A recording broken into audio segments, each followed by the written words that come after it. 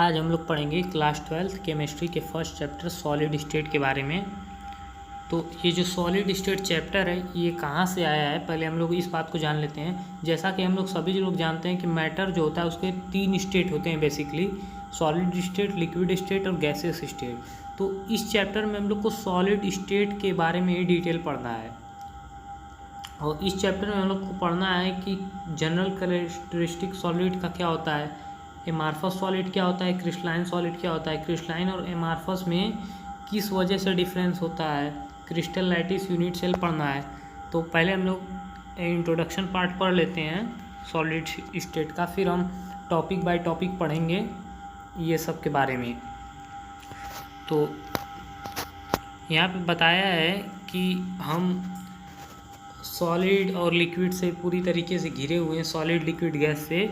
हम different application के लिए सॉलिड का यूज़ करते हैं और इनकी प्रॉपर्टी जो होती है वो इनके अरेंजमेंट ऑफ पार्टिकल्स पे डिपेंड करती है कि अगर वीक अरेंजमेंट होगा तो गैस या लिक्विड होगा, अगर इंटरमॉलिकुलर स्पेस कम होगा तो सॉलिड होगा, और बाइंडिंग फोर्स जो होती है उस पर भी डिपेंड करता है कि सॉलिड होगा कि लिक्विड होगा।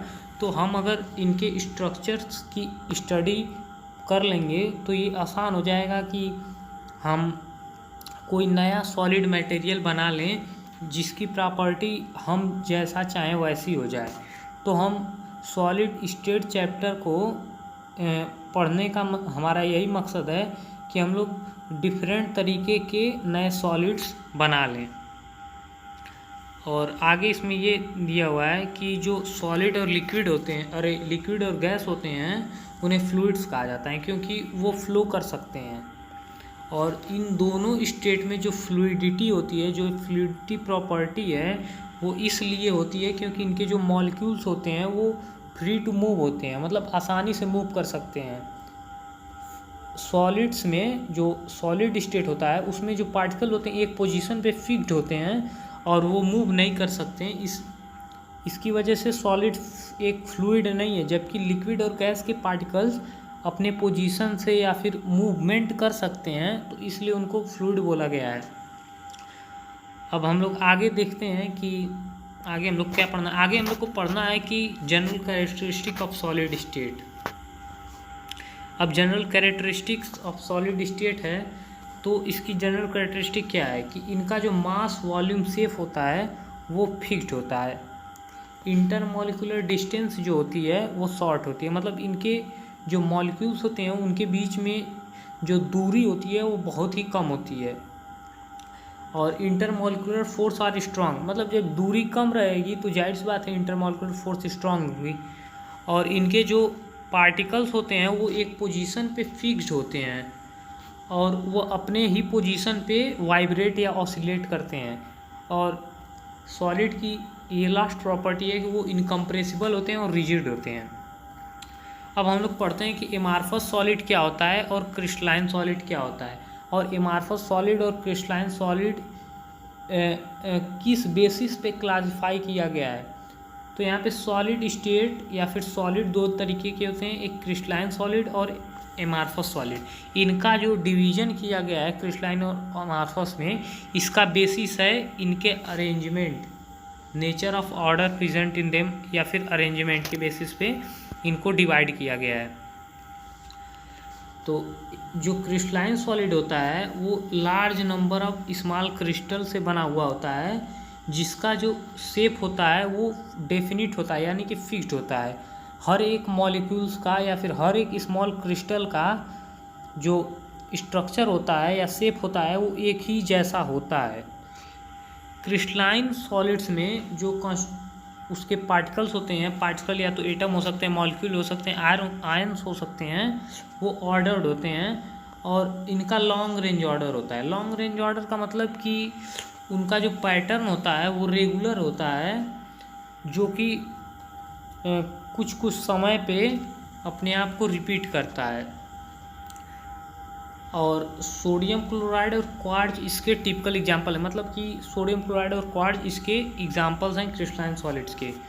तो क्रिस्टलाइन सॉलिड का मतलब यही होता है कि ऐसे सॉलिड्स जिनका जो कॉन्स्टिट्यूएंट पार्टिकल्स हैं उनमें लॉन्ग रेंज ऑर्डर हो, मतलब कि वो अगर हम उसको लॉन्ग रेंज पे देखें यानी कि बड़े पैमाने पे देखें तो सभी पार्टिकल्स एक ही तरह के आइडेंटिकल नज़र आएँ और वो अपने आप को बहुत समय बाद बदलें। तो अब हम एमॉर्फस सॉलिड के बारे में पढ़ते हैं कि एमॉर्फस सॉलिड क्या होता है। जो एमॉर्फस सॉलिड होता है उसका ये ग्रीक वर्ड है जिसका मतलब होता है नो फॉर्म, मतलब कोई फॉर्म नहीं। ये उन इरेगुलर शेप के पार्टिकल से बना हुआ होता है। इन पार्टिकल्स का जो अरेंजमेंट होता है वो शॉर्ट रेंज होता है, यानी कि वो कम समय में ही बदलने लगते हैं या फिर कम दूरी पे ही बदलने लगते हैं। अगर हम 1 मीटर की रेंज में देखें, मान लीजिए कि क्रिस्टलाइन सॉलिड है और अमॉर्फस सॉलिड है और दोनों को 1-1 मीटर या फिर 1-1 सेंटीमीटर में देखें तो जो क्रिस्टलाइन सॉलिड होगा वो सेम होगा, उसके जो स्ट्रक्चर होंगे उस पार्ट में वो सेम होंगे, जबकि ये अमॉर्फस सॉलिड में डिफरेंट होंगे। अमॉर्फस में जो अरेंजमेंट होता है वो रेगुलर होता है, लेकिन वो अपने आप को शॉर्ट डिस्टेंस पर ही चेंज कर देता है। तो इसकी वजह से जो सॉलिड होता है उसमें डिसऑर्डर आ जाता है या फिर अरेंजमेंट में डिसऑर्डर आ जाता है। तो इस तरह के स्ट्रक्चर को हम लोग एमॉर्फस कहते हैं। जो यहाँ पे दिया हुआ है क्वार्ट्ज जो होता है वो क्रिस्टलाइन सॉलिड होता है और क्वार्ट्ज ग्लास जो होता है वो एमॉर्फस सॉलिड होता है।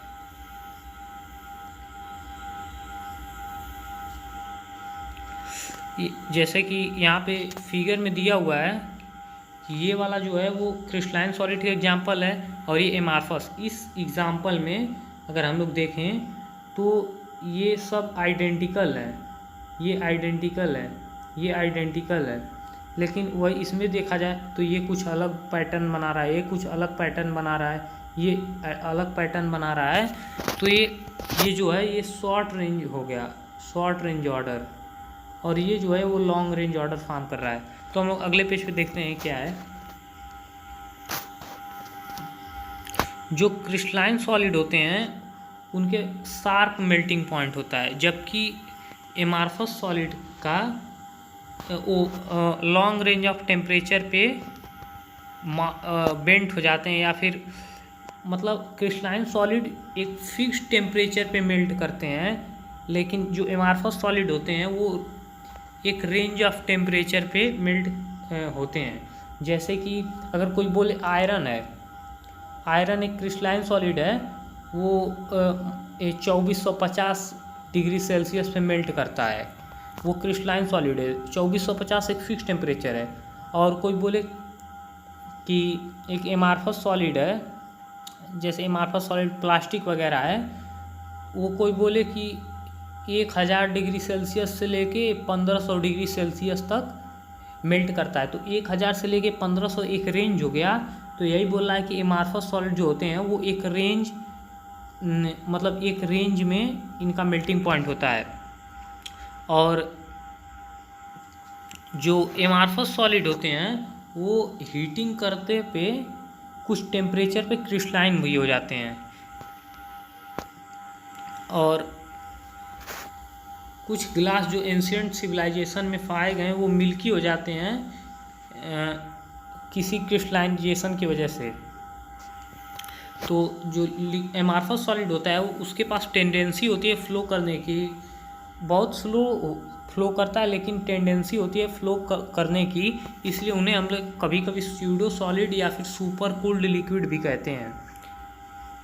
जो ग्लास पैन्स होते हैं विंडोज़ के या डोर्स के, वो नीचे पार्ट से स्लाइटली थिकर हो जाते हैं या फिर मोटे हो जाते हैं। मतलब अगर कोई ग्लास को आप देखिएगा तो वो नीचे से मोटा हो जाएगा, क्योंकि जब उस पर हीट पड़ती है तो वो ऊपर से मेल्ट करना शुरू कर देता है, जो कि हम लोग को दिखाई नहीं देता है मगर ऐसा होता है।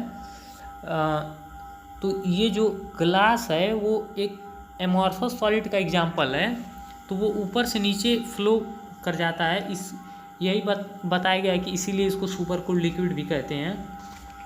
अब क्रिस्टलाइन सॉलिड जो होते हैं वो एनिसोट्रॉपिक इन नेचर होते हैं।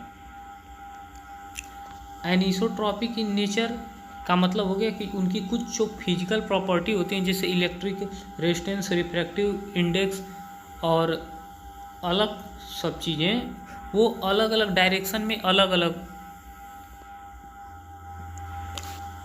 होती हैं।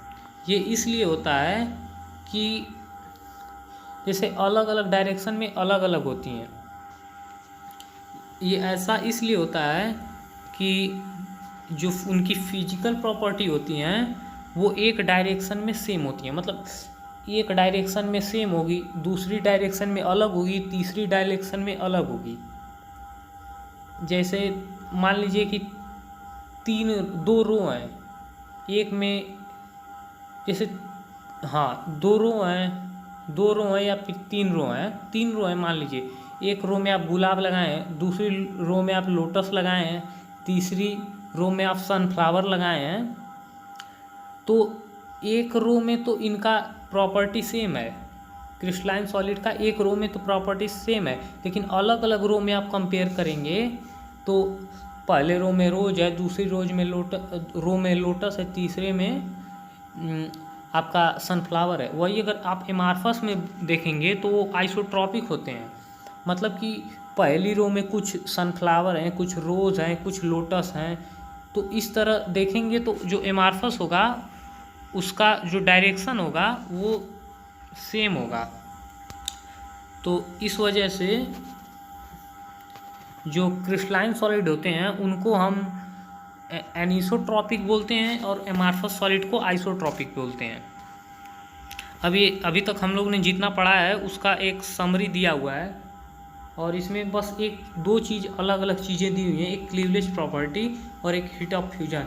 तो क्लीवेज प्रॉपर्टी का मतलब होता है जब क्रिस्टलाइन सॉलिड को हम काटेंगे तो वो दो पीसों में टूट जाएगा और एकदम प्लेन और स्मूथ होगा, जबकि एमार्फस को काटेंगे शार्प चीज़ से तो उसकी जो सरफेस होगी वो प्लेन नहीं होगी। हीट ऑफ फ्यूजन जो होता है वो क्रिस्टलाइन सॉलिड का एक फिक्स्ड होता है, जबकि वो फिक्स नहीं होता है एमार्फस सॉलिड का। अब इनका नेचर ऑफ ऑर्डर देखते हैं तो ट्रू सॉलिड होते हैं, ये स्यूडो सॉलिड और सुपर कूल्ड लिक्विड होते हैं। अब इंटेक्स क्वेश्चन आ चुका है। पहला इंटेक्स क्वेश्चन ये है कि सॉलिड रिजिड क्यों होते हैं। तो जाहिर सी बात है सॉलिड है तो हम लोगों ने पिछले पेज पे पढ़ा था कि ये इनकम्प्रेसिबल होते हैं या फिर इनके इंटरमॉलिक्यूलर स्पेस कम होता है, इस वजह से ये रिजिड होते हैं। डेफिनिट वॉल्यूम क्या होता है, तो इसका आंसर ऊपर वाला ही है कि वो रिजिड होता है, उसका इंटरमॉलिक्यूलर स्पेस कम होता है जिसकी वजह से उनका वॉल्यूम फिक्स्ड होता है। अब ये है कि इनको क्लासिफाई करना है कि कौन एमॉर्फस है और कौन क्रिस्टलाइन है।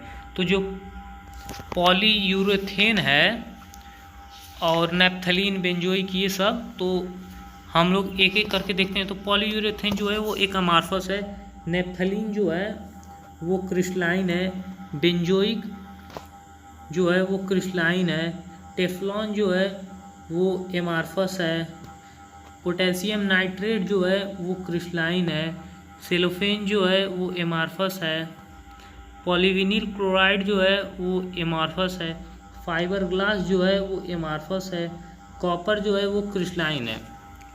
हम लोग 1.4 वाले क्वेश्चन पे चलते हैं कि जो ग्लास होता है उसको सुपर कूल्ड लिक्विड क्यों कहते हैं। इसलिए कहते हैं कि उनकी टेंडेंसी होती है फ्लो करने की। अब हम लोग 1.5 वाले क्वेश्चन पे चलते हैं। जो रिफ्रैक्टिव इंडेक्स होता है सॉलिड का, हमने देखा है कि अलग अलग डायरेक्शन में सेम होता है।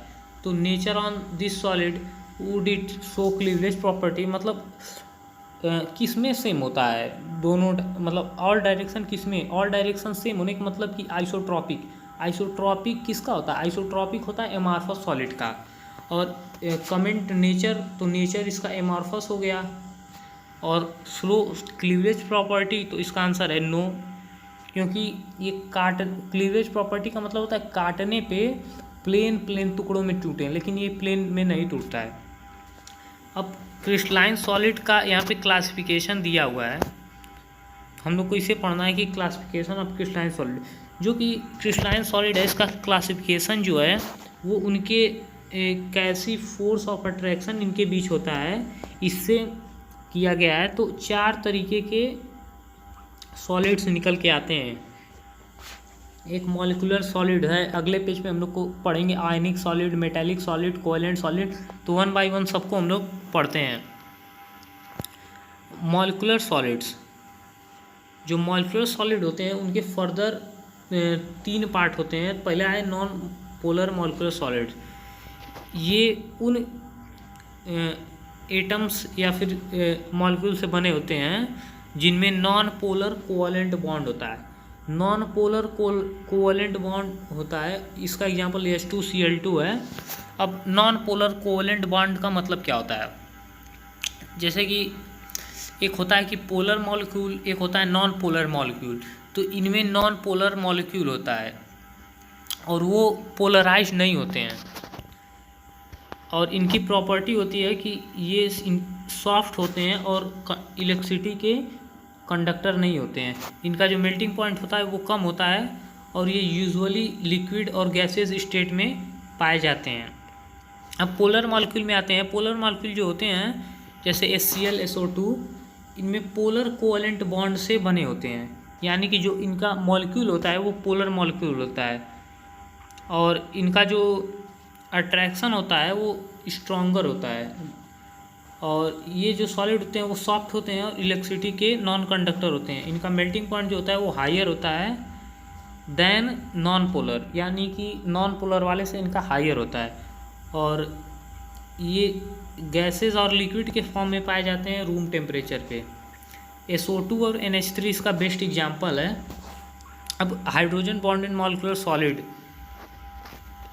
अब हाइड्रोजन बॉन्डेड मॉलिक्यूलर सॉलिड वो होते हैं जिनमें पोलर कोवेलेंट बॉन्ड होते हैं, लेकिन वो HFON यानी कि hydrogen, fluorine, oxygen and nitrogen के एटम्स की जो बात होती है उसको उसमें अगर पोलर कोवेलेंट बॉन्ड होता है तो उसको हाइड्रोजन बॉन्डेड मॉलिक्यूलर सॉलिड कहते हैं। जो लिक्विड HO2 होता है या फिर आइस जो होता है वो एक बेस्ट एग्जांपल है हाइड्रोजन बॉन्डेड मॉलिक्यूलर सॉलिड। ये नॉन कंडक्टर ऑफ इलेक्ट्रिसिटी होते हैं और ये जनरली वोलेटाइल लिक्विड और सॉफ्ट सॉलिड के फॉर्म में पाए जाते हैं। तो हम चलते हैं नेक्स्ट पे, जो है कि आयनिक सॉलिड। जो आयनिक सॉलिड्स होते हैं वो आयंस के पार्टिकल्स ही होते हैं और वो जब एक साथ आते हैं, जब ग्रुप ऑफ आयन एक साथ मिक्स होता है तो उस मिक्स होने पे उसको हम आयनिक सॉलिड बोलते हैं।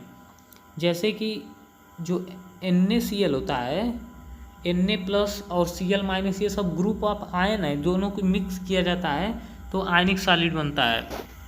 ये जो सॉलिड होते हैं वो हार्ड होते हैं और ब्रिटल होते हैं, यानी कि उनको छोटे छोटे पीसेस में तोड़ा जा सकता है और इनका मेल्टिंग और बॉइलिंग पॉइंट बहुत ज़्यादा होता है। चूँकि जो ये आयन है वो फ्री टू मूव नहीं होते हैं, इसलिए इलेक्ट्रिकल इंसुलेटर्स होते हैं सॉलिड स्टेट में, लेकिन जब इन्हें मोल्टेन स्टेट में किया जाता है या फिर जब इन्हें पिघलाया जाता है तो ये पानी में डिज़ोल्व हो जाते हैं और पानी में डिज़ोल्व होने के कारण इनके जो आयंस होते हैं वो फ्री टू मूव हो जाते हैं और ये इलेक्ट्रिसिटी कंडक्ट कराने लगते हैं। यानी कि सॉलिड स्टेट में इनके आयन फ्री टू मूव नहीं होते हैं, इसलिए ये इलेक्ट्रिसिटी नहीं कंडक्ट कराते हैं। और जब ये वाटर में मिक्स हो जाते हैं या फिर डिजॉल्व हो जाते हैं तो इनके आयन फ्री टू मूव हो जाते हैं और ये इलेक्ट्रिसिटी कंडक्ट कराते हैं। अब हम लोग को पढ़ना है कि मेटालिक सॉलिड क्या होता है। मेटालिक सॉलिड जो होते हैं वो पॉजिटिव आयन या फिर इलेक्ट्रॉन्स के एक ग्रुप टुगेदर जब आ जाते हैं तो उनको हम लोग मेटालिक सॉलिड बोलते हैं। जो ये इलेक्ट्रॉन होते हैं, मतलब ये इलेक्ट्रॉन एक ग्रुप ऑफ इलेक्ट्रॉन से बने होते हैं। ये मोबाइल होते हैं, मोबाइल का मतलब मूव करने लायक होते हैं और पूरी क्रिस्टल सरफेस पे बराबर बराबर बटे होते हैं। तो हर मेटल एटम जो होता है वो अपना अपना इलेक्ट्रॉन देता है और जो ये इलेक्ट्रॉन्स होते हैं मोबाइल इलेक्ट्रॉन यानी कि मूवेबल इलेक्ट्रॉन, ये high electrical and thermal conductivity of metal के लिए रिस्पॉन्सिबल होते हैं। जब कोई इलेक्ट्रिक फील्ड अप्लाई की जाती है तो जो इलेक्ट्रॉन्स होते हैं वो एक पॉजिटिव आयन का नेटवर्क बनाते हैं और एक ही तरफ चलने लगते हैं और इलेक्ट्रिसिटी कंडक्ट करा देते हैं। इनकी जो एक और इम्पॉर्टेंट कैरेक्टरिस्टिक है कि ये लस्टरस होते हैं, यानी कि चमकते हैं और ये हाईली मेलेबल एंड डक्टाइल होते हैं। हम लोग को पढ़ना है कोवेलेंट और नेटवर्क सॉलिड क्या होता है। कोवेलेंट और नेटवर्क सॉलिड जो होता है वो नॉन मेटल जो होते हैं कोवलेंट बॉन्ड से जुड़कर एक लंबा नेटवर्क बना लेते हैं। मतलब जो नॉन मेटल्स होते हैं उन्हीं का फॉर्मेशन जब कोवलेंट बॉन्ड द्वारा कई एटम्स को मिलाकर हो जाता है तो उसी को हम लोग नेटवर्क या फिर कोवलेंट सॉलिड कहते हैं। इसको हम जीएंट मॉलिक्यूल भी कहते हैं क्योंकि इसके जो मॉलिक्यूल्स होते हैं वो बहुत बड़े बड़े होते हैं। कोवलेंट बॉन्ड जो होता है वो स्ट्रांग होता है और डायरेक्शनल नेचर होता है, मतलब एक ही दिशा में होता है।